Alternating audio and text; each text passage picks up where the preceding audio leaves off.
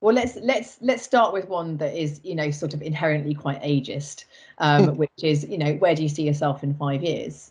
Yeah. And there's a whole host of issues with that question. One, is what I've just said is inherently ageist, right? We're trying to get, a sense of someone's ambition levels, but also you never know what someone's going through. Sure. And I have, spoken to people who said that if they were to be asked that question now, that their answer would be healthy and alive. So it's a question that doesn't actually gather you any helpful evidence or facts as to whether or not someone can do the job. So ditch it. Yeah. What's the other? I would say really, Superhero one on yeah. Oh God, yeah. No, we'll get on to yeah. I mean, that stupid. drives me crazy, that one. Yeah. Stupid questions. If you were a superhero, what would you be? Mm. Sell me this pen. If there was one that used to get asked at one of my first agency employers, which was a branding agency, and the hiring manager told me with such pride that their favorite question to ask was, an alien steps off a spacecraft and you need to explain to them what a branding consultancy does. What do you say? Where'd you start with that one? Like, well, for a start, it's an alien, so what language are you going to speak to them? And the thing is, that's where my neurodivergent brain went. I just went, well, that's just not fair because it's an alien, so they're not going to understand. So these questions are just silly and they don't provide any value. There is obviously a very strong link between open-ended and vague questions and causing like disproportionate anxiety to neurodivergent candidates as well.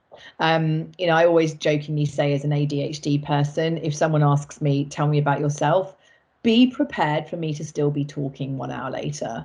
Because if you give me no boundaries or parameters to the question, more for you. I will just carry on. Really vague and open-ended questions. I also think be careful about hypothetical questions as well.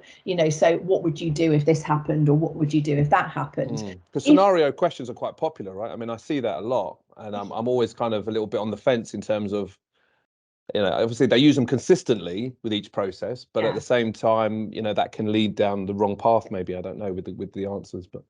So it really depends on what kind of skill set you're interviewing for. But say you're interviewing for a doctor, right? A specialist in a certain type of, area of medicine, asking them a hypothetical question where there is a right and wrong answer.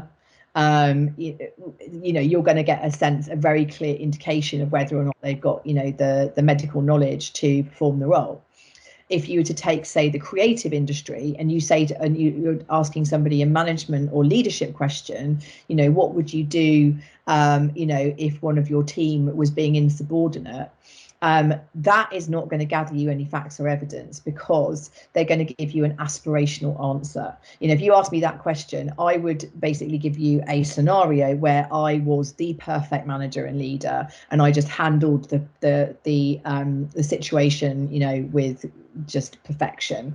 Whereas if you were to ask me that question of the last time you had a scenario where a member of your team was being insubordinate, tell us about the scenario and how you managed it. That's gathering facts and evidence.